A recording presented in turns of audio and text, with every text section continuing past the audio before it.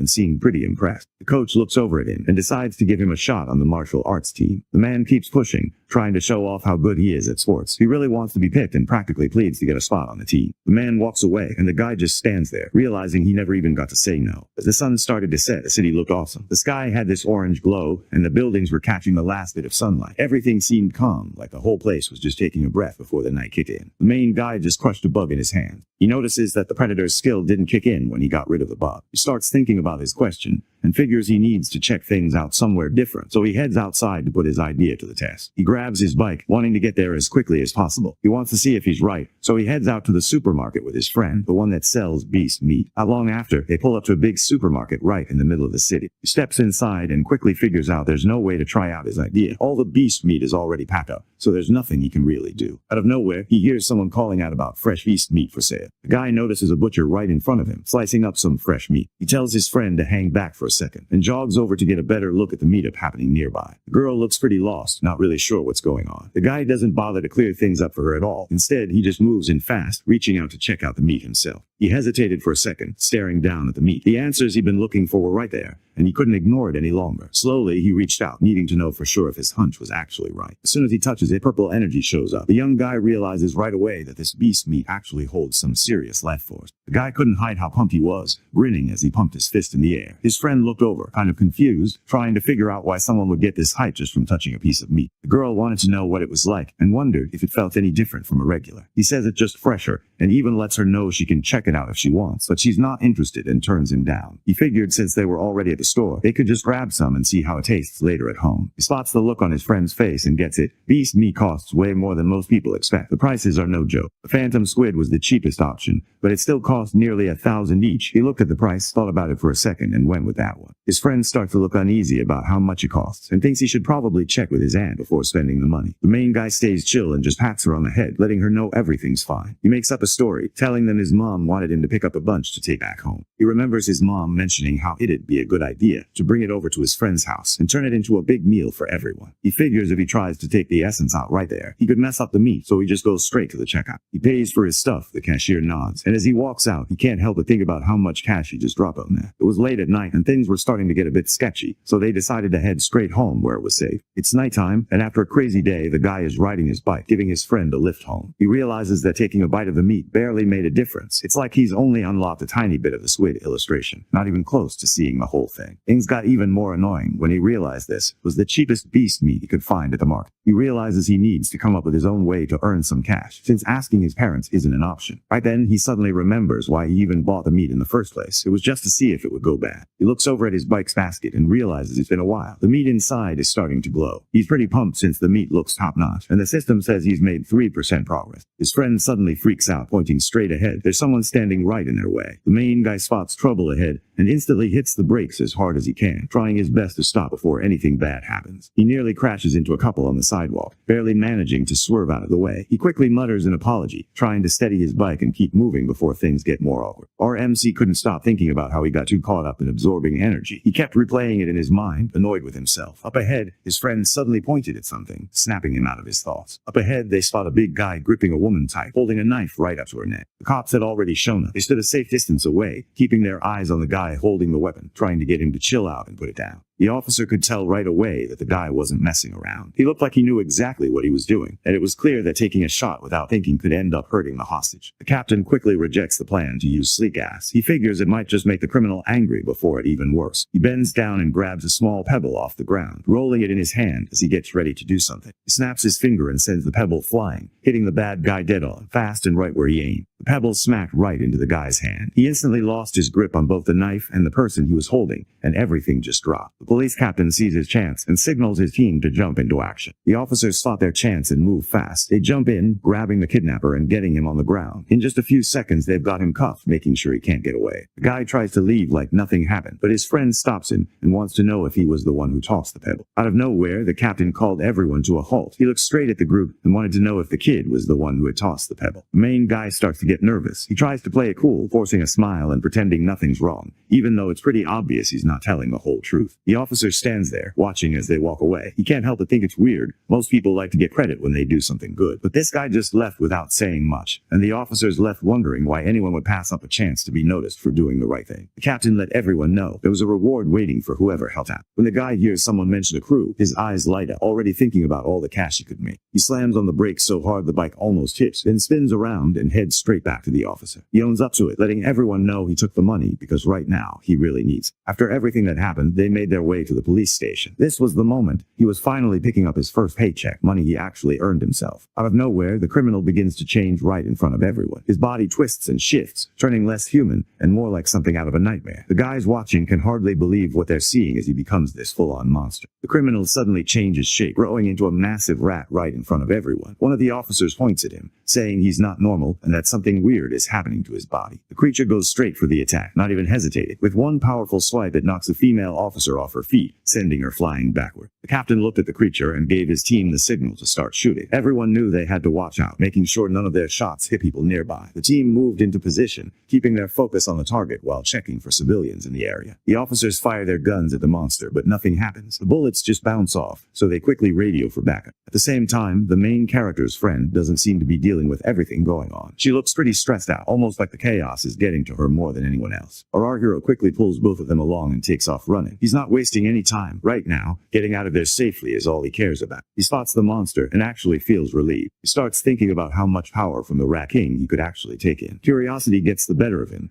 and he figures the only way to know for sure is to try it out himself. He quietly moves his hand toward the monster and puts his fingers on its rough skin. As he does, he starts to drain its energy, pulling its life force into himself. He's hit with a rush of energy that catches him off guard. It's way more intense than anything he's felt before, and for a second, he can barely process how strong it is. Right at that moment, the system let him know he'd absorbed a bit of the essence. His progress tracking down the giant mutant rat bumped up to 5%. The guy tries to play it cool by stretching, acting like nothing's wrong. The cop, though, isn't having it and tells him to stop moving around so much in the car. At the police station, the captain looked at the kid, trying to figure out how he managed to nail the thug's hand with a rock from so far away. The whole thing didn't make sense to most people. Hitting a moving target like that wasn't easy. The kid sat there, not exactly comfortable, as the captain tried to piece together what happened. He says he's been focusing on training his right arm, but the officer doesn't believe him at all. Just then, his mom showed up with his friend's family to pick them up. He didn't see that coming at all, and it threw him off. The woman bolts toward her son, her face filled with panic. She can barely think straight, too caught up in fear for him. She pulls him into a tight hug, checking if he's alright. The guy reassures her, staying cool about it, letting her know he's totally fine. He even mentions he scored a reward just to lighten the mood. His mom looks at him, worried, and tells him he needs to stay out of trouble. She makes him promise that if something dangerous happens again, he has to find a safe place to hide, no matter what. She keeps talking, letting everyone know that all she really cares about is her son growing up alright. She just wants him to be safe, no injuries, nothing bad happening to him. That's all she hopes for. The guy decides he's got to look out for himself before anything else. He heads out with his mom, not looking back, while the captain just stands there watching everything happen. There are two female officers chatting about Colt, the so-called rat god. Lately, Colt has been acting up, sneaking into universities and causing trouble like he owns the place. The officers aren't thrilled about it, knowing Colt is getting braver and harder to deal with. The group starts talking about how they've got to deal with someone who calls himself the Rat King. The main guy happens to hear them, and right away, he gets interested. Back in the car, he grabs his phone and starts searching for the rat god cult. Turns out, there's a ton of stuff about them online. He finds out the cult's main base is right in Shanghai. Most of the people in it don't really fit in with the rest of society. They're kind of on the outside looking in. He keeps digging, scrolling through every bit of info he can find about this weird group. He reads everything, not wanting to miss a thing. Out of nowhere, something on the screen stands out to him. He stops in his tracks, staring at the words, trying to process what he just saw. For a second, his mind blanks. He honestly can't believe. The Rat King had some big plans. He was trying to level up into something even stronger, and he wasn't doing it alone. His followers ran around gathering stuff he needed, all because he told them to. He starts to think about whether this creature is already smart enough to pull off complicated plans like this. He glances out the window and sees a giant rat outside. The sight gets him thinking, could this weird creature have something to do with the Rat King? He brushes the thought aside pretty fast, figuring that big rats like that aren't really rare around here. He looks over and sees his friend barely saying anything. It makes him pause, trying to figure out if something is bothering her. He glances down and notices her legs are wet. Right away, he thinks this might have happened before. When the girl gets nervous or scared, she can't help it. She ends up having an accident just like she did when she was little. He always had a hunch that this might have something to do with some hidden ability she had. When he got home, his mom saw the meat was missing and immediately wanted to know what happened to all the groceries. He comes up with a reason on the spot, telling everyone there was an emergency, and in all the confusion, he lost the meat. His mom just wants him to let it go. She cares more about the fact that he made it back okay and nothing bad happened to him. He finally relaxes, pretty sure his mom bought the story he made up. For now, he thinks he's in the clear. His dad heads for the door, planning to search for the meat, but the boy steps in and stops him. He tells his dad the food's already spoiled. The man stands there, not really understanding what just happened. Back at the station, the captain sat at his desk, still thinking about how a high school kid could throw a rock that hard. It just didn't make sense to him, and he kept replaying it in his mind, trying to figure out what he missed. He looked serious, trying to figure out what the guy just told him. Nothing about the story adds up, and it's clear he's not buying it. Out of nowhere, a huge rat showed up on top of the file cabinet, right in front of the officer. He froze, not expecting to see something like that. The creature suddenly jumped at the officer, claws stretched out and ready to strike. The captain doesn't hesitate. He quickly grabs his gun and shoots at the monster, squeezing off a few rounds without slowing down. The bullets didn't do much. The officer took a hard hit to the head, caught off guard by how massive the creature was. The next day in class, our hero slouched in his seat and let out a long sigh, looking like he'd rather be anywhere else. He knows he's still not strong enough and needs cash to buy beast meat so he can get stronger quicker. He thinks about trying to become an influencer or maybe a private tutor, but drops the idea pretty quickly. He knows those kinds of jobs would put him in the spotlight, and that's the last thing he wants right now. Just then, something clicks in his mind. He thinks back and realizes he's been looking at the whole situation the wrong way. In a world where martial artists and cyborgs are just part of everyday life, the main guy looks around and realizes he can't just sit on the sidelines anymore. Everyone else is leveling up, so he figures it's about time he jumps in and starts making moves himself. The guy walks over to the school gym, hands shoved in his pockets, trying to act casual but looking around just in case someone's watching. The hallway is pretty empty, and he can hear his sneakers squeaking against the floor as he gets closer to the big double doors. When he arrives, he spots Coach Gu having a drink. The main guy heads over and gives the coach a nod. The coach looked over at, sizing him up. He seemed curious, probably wondering if was interested in signing up for the martial arts team. The main character wonders if being on the team might let him play in the city tournaments. He's got that hope in his eyes, thinking about what it would be like to actually compete on that bigger stage. The idea of showing what he's got in front of a real crowd definitely gets his heart racing a bit. The coach gets hyped and nods, letting everyone know the answer's yes. He also mentions the prizes aren't small, they're actually worth tens of thousands. Reaches out and shakes the coach's hand. From that moment, he knows he's officially on the team. The coach gathers everyone together and lets the team know that someone new is joining them. Each person in the group takes a turn sharing their name, and when it's his turn, the main guy does too. The coach could tell right away that this was the hero's first time in the gym, so he decided to keep it simple and started showing him how to throw a basic punch and how to kick properly. The hero watched closely, trying to copy the moves, feeling a bit awkward but curious about how it all worked. He points out how the moves seemed pretty easy at first glance, but even the best student needed a whole week just to get them down. He steadies himself, squaring his shoulders and raising his fists like he's about to jump into a real match. He's focused, every muscle tense, just waiting for the right moment to make his move. Because of his skill, he picks up every move the coach shows right away. He starts pulling off every move just right, nailing each set without messing up. The coach just stands there, totally stunned. He doesn't know what to say or do, frozen in place as everything sinks in. The rest of the guys are pretty stunned that picked it all up so fast just by watching once. The coach stares at the scene, completely stunned. It hits him that this kid isn't just good. He's something special, the kind of martial artist you hardly ever see. At night, the city lights glowed against the dark sky. Tall buildings stood in the distance, and the streets below looked busy even though it was late. Everything felt a little quieter, but the city was still alive, with cars moving and people out and about. His mom called him into the kitchen for dinner. Heads straight for the kitchen, eager to find out what's on the menu for dinner. His mom tells him that it's the ghost squid, the one he's always wanted to try. The food smells amazing, and it instantly gets their stomachs rumbling. Just catching a whiff makes them really hungry. His mom reminds him to eat before his food gets cold. She looks over, checking to see if he's enjoying the food. He thinks nothing beats his mom's cooking. For him, her food is the best there is. While he eats, a notification pops up, letting him know he's taken in the squid's essence. That's when it hits him. Just eating the meat gets the job done too. There was a news story playing on TV about a girl who was only 14. She was already known as a genius, and now everyone was talking about her because she'd just become the youngest cyborg anyone had ever heard of. She's got this crazy strength. She can pick up stuff that weighs as much as a motorcycle, no sweat. And when she runs, she's insanely fast, covering 100 meters in just 4 seconds. He starts thinking about who would actually be stronger, people with crazy genetic powers or those who turned themselves into cyborgs. Just as the news plays, everything suddenly changes. The broadcast cuts to a serious report. The police captain has been found dead. He starts thinking about the giant rats he saw last night and can't help but worry that the streets might be getting more dangerous. He started thinking about everything that could go wrong, and that lit a fire under him. He knew it was time to train harder, push himself more, and get stronger. After putting in a lot of hard work and training, his 100-meter dash time dropped down to 4.61 seconds. His vertical leap got way better, now hitting 5.81 meters, and he's strong enough to lift 1,000 kilograms. He keeps working on his martial arts skills, hoping to get stronger each day. The school sits under a bright clear sky. Sunlight spills over the courtyard, making the building look almost inviting. It's the kind of day that makes everything seem a bit lighter, and even the usual buzz of students feels a little more chill as they head inside. That morning, the main guy heads out to school, ready to start another training session. Pan tags along, sticking close as always. The senior girl with bright pink hair walked over and looked at, checking if he'd eaten breakfast yet. The girl hands him a bottle of fresh milk, a simple gift she brought for him. He shakes his head and keeps walking, leaving the older girl standing there as he heads off on his own. This guy totally loses it. First, took his championship title, and now he's actually turning down a gift from the girl everyone looks up to. That's just way too much for him to handle. The guy moves right in front of him, blocking the way forward. The guy starts scolding him for being disrespectful to her, but the main character just explains that he can't have milk because he's allergic. The bully isn't convinced and calls out, setting up a fight and throwing in a bet to make things interesting. The system pops up with a new challenge for the main guy. This time, he has to take down 1,000 different opponents. He flashes a confident grin, his presence alone making people step back as he steps up and takes on the challenge. Word about the fight gets around fast, and soon the girls at school are hurrying over, eager to catch the duel. Guys start pouring into the gym, all trying to get a good spot to watch what's about to go down. The place gets packed fast, everyone buzzing with excitement, ready to see the fight for themselves. One of the girls lets everyone know she's cheering for him. The pink-haired girl makes it clear she's rooting for the main guy. She also lets him know she's planning to snap a bunch of pictures of him. The bully starts to get irritated when he notices everyone around him acting like he's about to lose to some new kid. People are whispering and watching,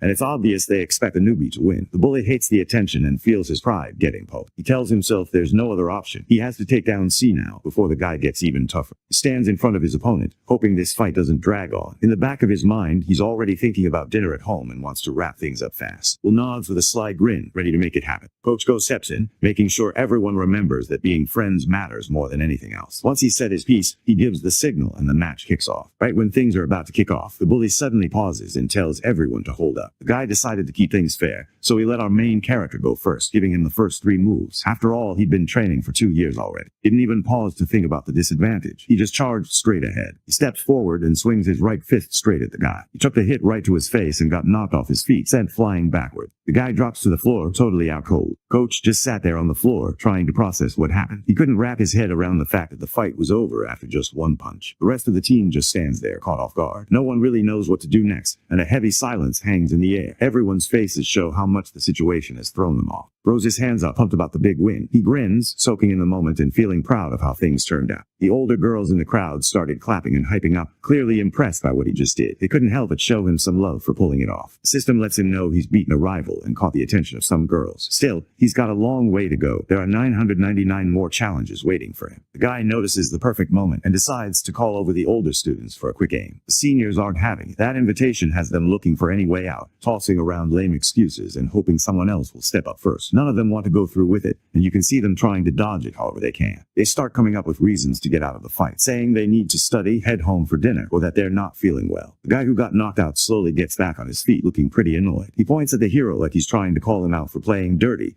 not ready to admit he lost fair and square. The coach isn't happy and calls him out, telling him to deal with the loss and move on. But while everyone else is moving on, he's stuck thinking about, wondering just how strong that guy really is and what would happen if he put him to the test. The coach looked around and then called on another guy from the team to step up and go against the main character. The chosen one looks pretty desperate, but he still gets ready to fight. Even though he's trying to act tough, anyone could tell he really doesn't want to mess up his face. About 10 minutes later, every senior is sprawled out on the floor, totally worn out. He figures out that just the first fight mattered for the mission. All the other friendly matches didn't count at all. The coach walks over, clearly pumped up, and gives some serious props. In just a month, it's already turned into the team's top player. With joining the team, everyone at Shanghai High starts to believe they've got a real shot at taking down the other schools and grabbing the trophy at this year's regional tournament. He figures out the tournament is the best shot he's got to take down a bunch of rivals at once. He starts to get hyped, realizing that if he beats everyone in the competition, they'll help him move forward with his mission. He hears someone calling out to him, walked over looking a bit tired. He finally gave in and accepted that the main guy was stronger, no more doubts about it. Nobody could believe what just did. The way he announced himself made everyone uncomfortable, and some people even looked away, not wanting to watch anymore. The whole room felt tense, and it was clear nobody liked what just happened. He looks around and notices the place is empty. Everyone else took off, and now he's standing there by himself. The main guy is out on the track, running alongside Han. Once they finished their 3,000-meter run, the group moved straight into martial arts practice. They spent the next hour going through different moves and drills, sweating it out together. Everyone was tired, but no one wanted to be the first to slow down. They get down and start doing sit-ups and push-ups, trying to get stronger and last longer during training. Keeps pushing through the tough training, not slowing down even though he's tired. He's focused, sweating, and determined to get stronger, no matter how hard it gets. After every training session, gives a quick massage to help her muscles relax. He puts in serious hours at the gym, pushing himself harder every day. He's got his eyes on the tournament and wants to figure out his power fast, so he doesn't waste a single minute. A month passes, and the tournament everyone's been waiting for is finally here. The city's huge gym is buzzing with excitement, every seat filled as the tournament is just about to kick off. Fans are everywhere, waiting to see what's going to happen next. Coach Go sat in the waiting area, feeling tense. The team they were about to go up against was known for being the best, and it weighed heavily on his mind. He couldn't help but fidget a little, glancing around and trying to keep calm, but the pressure was real. The team could tell they were in trouble. The other side had this insanely fast guy, and everybody knew it. No one really wanted to admit it out loud, but some of them were already thinking the game might be over before it even started. Right then, puts his hand up. He's the first to step forward, ready to take on the fight. The coach thinks it's a good plan, and picks the main guy to go up first. The guys and the coach get hyped and start cheering, their energy filling up a whole space. His opponent slammed his foot down on the ground. Big dude showed up. He noticed his name on the tournament list and gave him props for signing up. He just rolls his eyes, clearly not taking the idea seriously. In his mind, there's no way a short freshman like him should even think about stepping into the ring. The brute starts flexing, making a big deal about how much bigger and stronger he is than. He looks pretty full of himself, clearly trying to prove a point. The referee raises his hand, and just like that, the duel kicks off. The giant opponent rushed straight toward, not holding anything back. The big guy went in for an attack, thinking he had it in the bag, but the protagonist moved out of the way without breaking a sweat, catching the big guy off guard. Sees a chance and goes for it, slamming his open hand right into the guy's chest. The palm strike hits hard, so hard that the big guy gets launched backward and drops to the ground, completely out cold. The referee looks surprised as he points to, making it clear to everyone that just won. He throws his hands up, grinning like he just hit the game-winning shot. He can't help but jump around, barely able to stand still as everyone around him joins in, slapping his back and messing up his hair. The win feels unreal, and for a second, nothing else matters. The whole team loses it when they pull off such a huge win. Everybody's high-fiving, jumping around, and just soaking in the excitement. It's like all the hard work finally paid off,